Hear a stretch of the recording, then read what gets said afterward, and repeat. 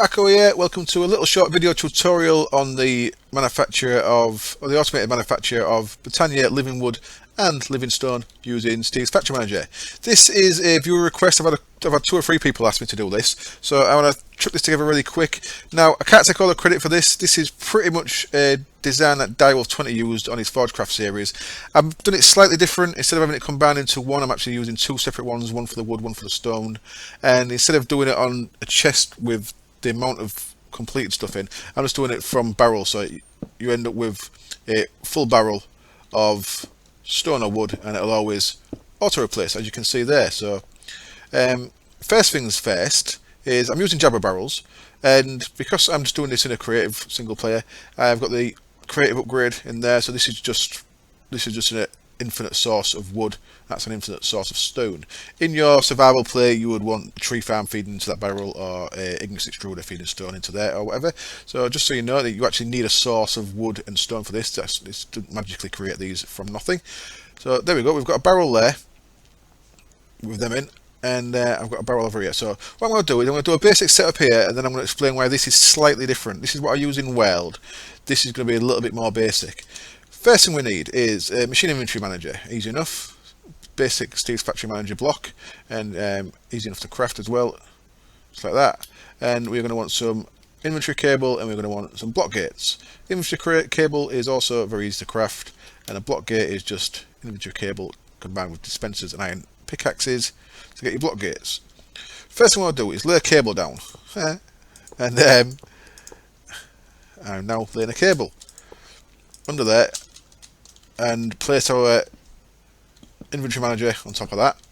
Now, what the cable does, it lets us connect to other things. So what we're going to put on there now is our block gates. 1, 2, 3, 4, 5, 6, 7, 8. Now, before we do anything with this, what you want to do is this block gate is targeting this block above it, but setting its default mode, it's targeting the top of this. So if we're looking at me, it'd be targeting my waist area rather than my feet. Yeah. If you shift right click this, it is now targeting the bottom of this block, so it's targeting my feet of the block. That's important, because when this is running, if you leave these to the top, it'll place 2 rows, and you don't want 2 rows, you just want 1. So shift right click, empty hand, sends these to the bottom. Cool. Now, just for later, because we don't need to carry on with this, that's the entirety of the screen in there on both of these. I'm just going to disconnect that bit, and you'll see why in a bit. Right, so let's go into here now then. So the first thing we want to do is you need to understand variables a little bit. It's not that complicated. I might make it sound complicated. If I do, I apologise. This is always explained to me on in my comment section by a very kind person a couple of weeks back. It made total sense to me. So what you want to do is you want to create 2 container variables, and you'll see the second one comes out with an exclamation mark saying it's already been declared. That's because this first one has been declared as white. That's declared as white. The second one, the exclamation mark, is also white. You need to change that to orange. That's all you have to do in that second one. Just change that to orange. The first one, all you have to actually do inside it is you want to go to containers, and you want to select your 8 block gates. 1, 2, 3, 4, 5, 6, 7, 8. Basically what this is saying is that there is a variable which is white, and in that variable there are elements which are orange. So every time we say check this variable, then it'll check the things in the variable which are the orange for each thing in that variable. Well, that's where this thing comes in, for each loop. So we connect our trigger, which is the starting point of all Steve's Factory Manager stuff, to your for each loop. So each time that trigger goes, it's basically saying for each orange element in the white variable, check whatever is going to come after it. I hope that makes sense. It makes sense to me, but I hope I'm explaining it well enough. Right, so what we want to do is we want to check each block gate for a thing. And what the thing we're going to check for is, we're going to create a condition here, and we're going to connect to this side there. So you see there's output, or you can see there for each. So for each block gate, we want to check if that block gate has Livingwood on it. So we're going to go orange variable. So for each block gate in the white variable, up, I'm just going to put all these will be 2 up, So it doesn't matter what side any of these go on, because none of them are side specific. And we're going to want to say if any of these have living wood on there, living wood, and we want to right click that and we want to change that to match all. That's just something the way it's coded in Botania.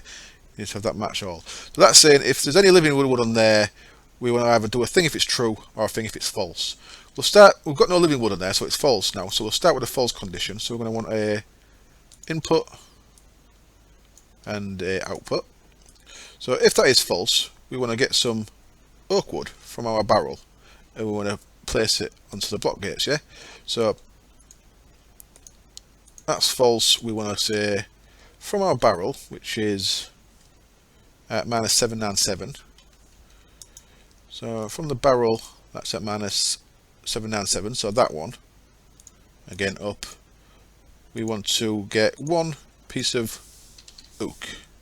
So we click on there, select oak wood, and then we right click on this again, and we want to specify amount to 1, because we only want to get one at a time.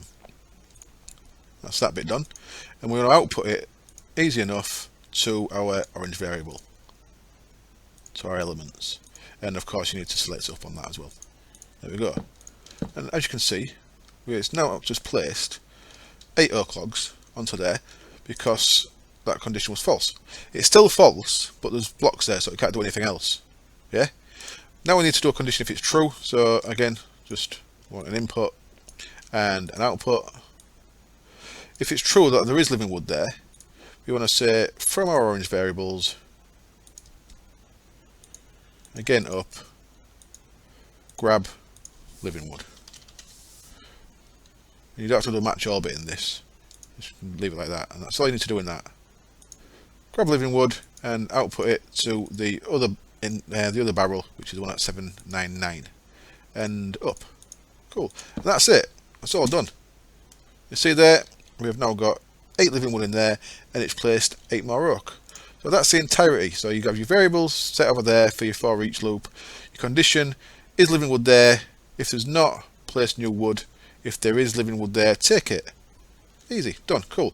The only difference then that I do in Weld is I just disabled that so it didn't place any new stuff.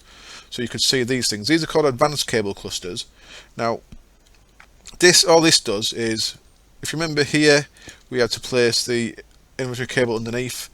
With this, you've got no need to place separate inventory cable because this is a block gate and an inventory cable combined. So for that, you need these things. Cable clusters and advanced cable clusters. Now neither of these can be placed in a weld. These are just containers to hold other cables, yeah?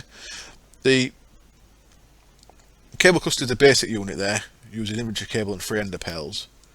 Then you combine that with some more cable to get the advanced one. Now you have to have the advanced one here because the advanced one actually acts as a cable. And what we do is if I go into survival, let me get some more block gates. There we go. If we go into survival for a second, you can combine your advanced cable cluster with block gates, and now they become advanced cable cluster that includes a block gate, yeah?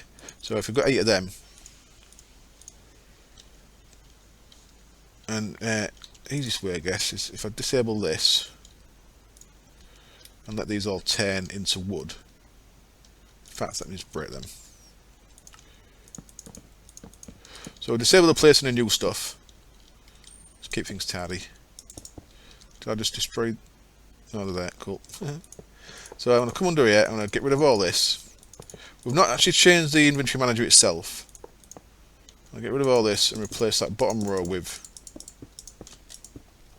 them. And now I'm going to place these block gate advanced cable clusters down instead. So 1, 2, 3, 4, 5, 6, 7. Don't like the way that's done that. 8.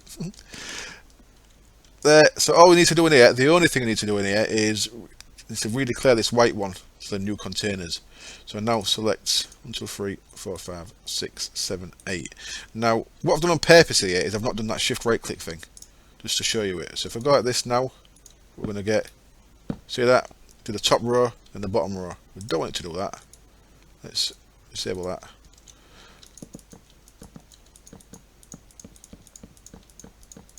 There we go. And so with an empty hand,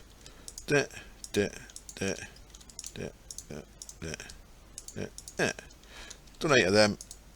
Connect that back together, and it'll just place that one row. There we go. So that makes it a little bit easier to build in a confined space because you don't need that second row underneath. And there we have it, automated Botania Livingwood and Livingstone, so you can make some nice Botania buildings in your survival world. I hope you found that entertaining, and I hope I explained it well enough. If you have any questions, please ask them in the comment section, and I'll see you next time. Cheers. Bye.